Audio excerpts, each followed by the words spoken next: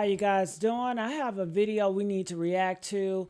DL Hughley is getting on Jay-Z. Everybody is sick and tired of Jay-Z, and I'll tell you why. What he did to Colin Kaepernick. You know, he got on that stage and tried to paint him as a sellout to get all of his fans to have a issue with him. Meanwhile, he's doing the deal with the white system. He's doing the deal with Target. What the heck is that about? I want you guys to watch this video and let's react to it, comment, and let me know your thoughts. So Jigaboo Jay-Z was performing last night at his 30th anniversary of Reasonable Doubt and decided to stop and address Twitter activists and throw shots at Colin Kaepernick. You know, the same Colin Kaepernick that just paid for Nolan Wells' family to get an independent autopsy on their son. It is. He's embarrassing. They run out of characters, had to bring back up Cap again. He took a check. I ain't even mad at him. Emails are from back in 2014 where Jess Staley was telling Epstein that they do not fear black people protesting and revolting because they pretty much have their token black guy. What does he have that other people who have the billions of dollars necessary to buy a team? What does he have? Influence. And what is influence for them? Silence. I want you to shut up and play, and I want the rest of the country. Just when we all thought Jay-Z couldn't get any more lame and corny, here he goes dissing Colin Kaepernick. And not only did he diss him, he lied about him. And now, finally, Jay-Z is getting dragged like he deserves. And one of the loudest voices saying, "I told y'all," is DL Hughley. Because when this whole Kaepernick and NFL situation first went down, DL said something that a lot of people didn't want to hear. He said Jay-Z is a token black billionaire who works for white interests. Well, look where we are now. Jay-Z isn't even trying to hide it anymore. And here's the thing. He didn't just diss Kaepernick. He dissed all of us. I mean, every regular person working a 9-to-5. He called us hypocrites for criticizing his billionaire status and calling him out on his Target partnership. It was a whole mess. And I'll get to all of that in a second. But first, let me show you exactly what he said about Kaepernick. So last weekend, Jay-Z performed the first night of his Yankee Stadium residency. And at one point during the show, he decided to freestyle and address his critics. And then, out of absolutely nowhere, he brings up Kaepernick. He's embarrassing. They run out of characters, had to bring back up Cap again. He took a check. I ain't even mad at him. Along with that check, got to sign a non-disparagement. I'm the one they can't control.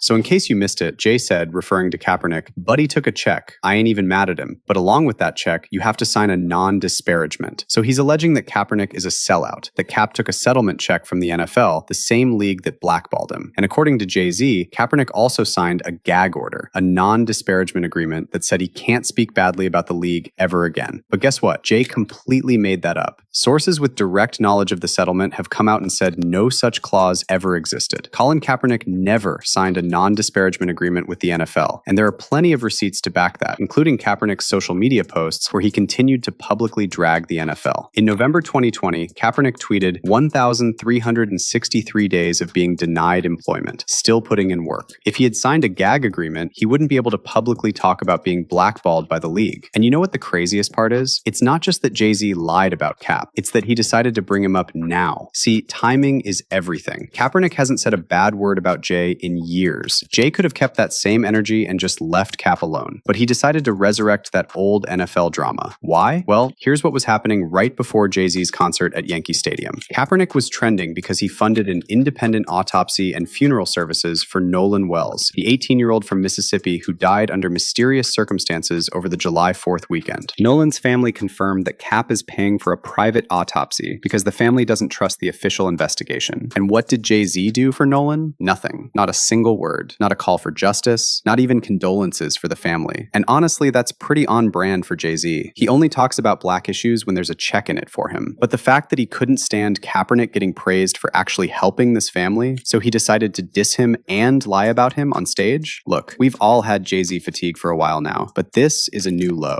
But there was another reason Jay decided to bring up Kaepernick now. It was Deflection. See, Jay-Z just partnered with Target to release an exclusive edition of Reasonable Doubt on vinyl. He basically said, "F your boycott." And during that same freestyle, Jay came for regular people and said if you buy off of Amazon or use Instagram, you have no right to criticize his partnership with Target. However, the internet did not let this slide. Or you boycott. You posting on Instagram, that's meta, boy. Stop it. Y'all know Google owns YouTube.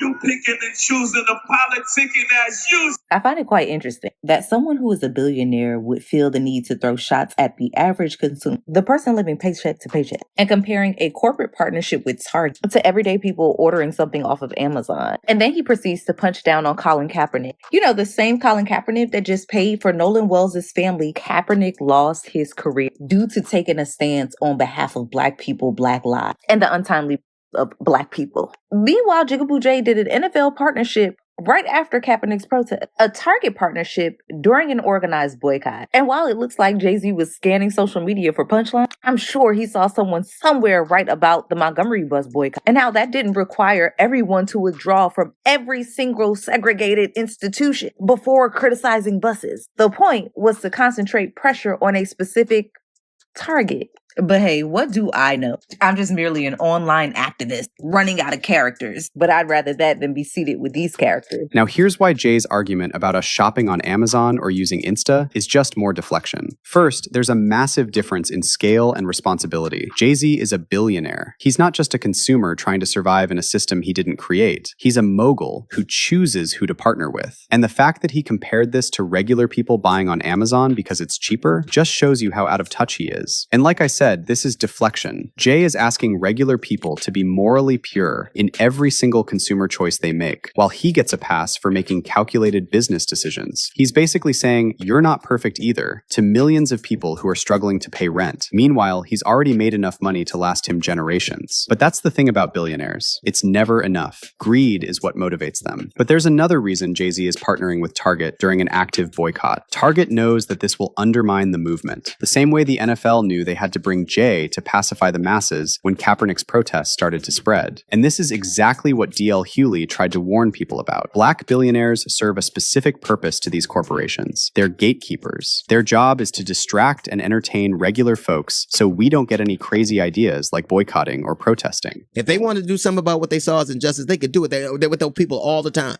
They give them money. They keep them employed. They get them elected. They don't need Jay-Z to have a conversation about social justice, but that's never been the conversation. What they want is silence. They want your quiet. They want you to be distracted. Anybody can own an NFL team. If you have the money, anybody could buy an NFL team. Why him?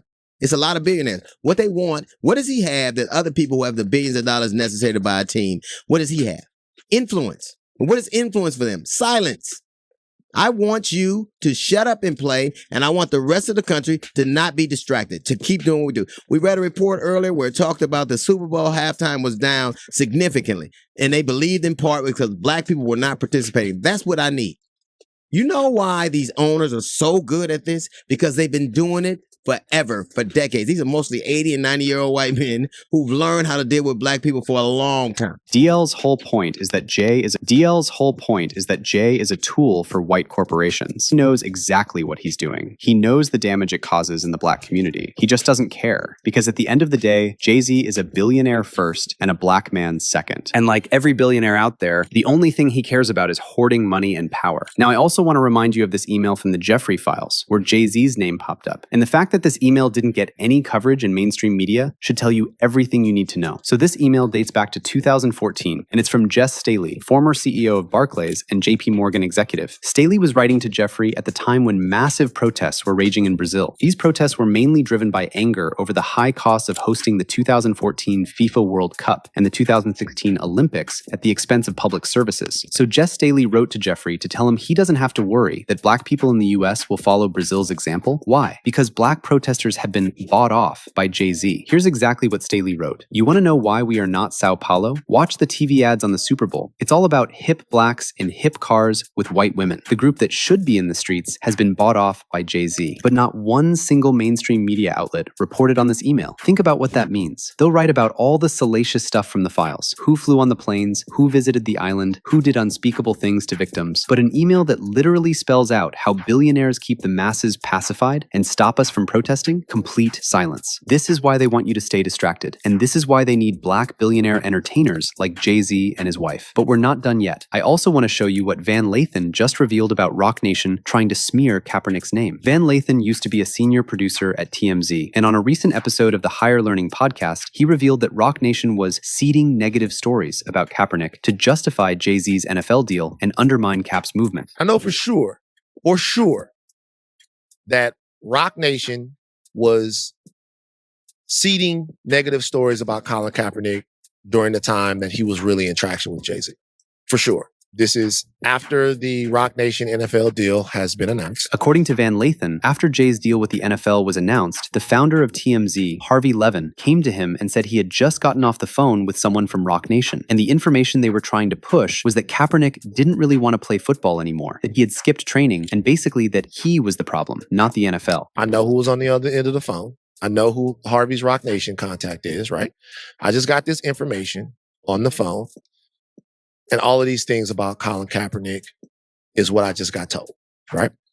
And Harvey comes over to me and he says all of this stuff and he's like, yeah, did you know that he actually doesn't really want to play? Van Lathan then told Harvey Levin that they shouldn't run the story because he recognized what it was. It was essentially a hit piece on Kaepernick, courtesy of Jay-Z and Roc Nation. And Harvey listened. He got on the phone, and the story that ended up running on TMZ was completely different. It was about how Jay-Z might use his new NFL partnership to become an owner one day. But that's not the part that matters. What matters is that Jay-Z was actively trying to smear Kaepernick's name and turn the public against him. So you've got Jay-Z signing a deal with the NFL after they blackballed Kaepernick. Then Jay comes out and says, we're past kneeling. Then when he's called out, he lies about consulting Cap about the deal. And the whole time, Roc Nation was trying to plant false stories that Cap didn't want to play anymore. Now, fast forward to 2026, and Jay-Z decides to lie about Kaepernick again. And look, even if you think Kaepernick sold out, nothing Jay-Z says about him can compare to Jay's own allegations. This is R. Kelly, Diddy, and Harvey Weinstein's friend we're talking about. This is someone whose name is in the Jeffrey files. This is someone with a long history of preying on young women, and that's just the stuff we know about. Bottom line is this: Jay-Z has zero moral high ground to criticize Colin Kaepernick. And the fact that he can't see that and keeps doubling down, well, you know what the Bible says. Pride comes before the fall. But let me know how you feel about Jay dissing Kaepernick. Why do you think he decided to do it now? And do you agree with DL Hughley that Jay is just a tool for white corporate power?